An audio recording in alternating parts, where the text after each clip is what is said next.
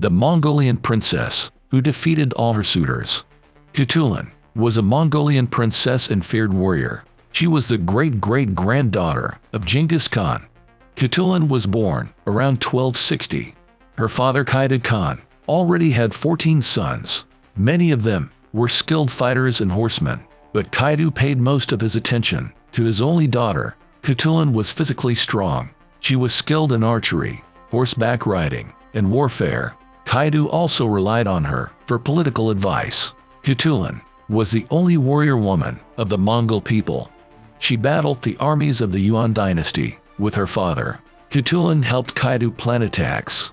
In one campaign, she used deception to achieve victory. Kaidu's army lit fires in the night in several locations.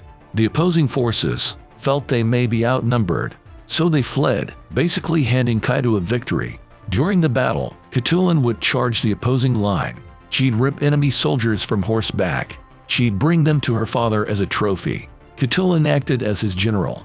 The Mongols had a large medallion called a garagi. It was given as a sign of holding office and authority. Kutulin was the only woman to hold one. Kaidu had attempted to find her a suitor for a long time.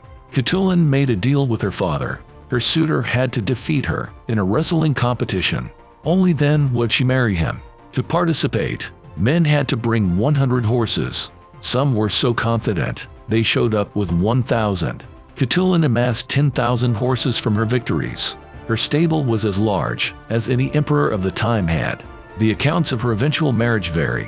One version mentioned rumors about her and her father. The rumors would damage Kaidu's reputation, so Kutulin chose to marry a man without wrestling him first. Some say Kutulin finally fell in love. She married a Mongol ruler in Persia named Ghazan. Others say her husband was her father's prisoner, or she could marry one of his aides. Kaidu grew ill from dysentery. He wanted to name Kutulin the next Khan. Her brothers disagreed with his decision. They stated she had no place in politics. Many people were not fond of Kutulin. Kaidu doting on her was seen as a sign of his weakness. Some say Kutulin didn't want to be a leader anyway. Instead, her brother Oris was named the next ruler. Kutulin agreed to support Oris.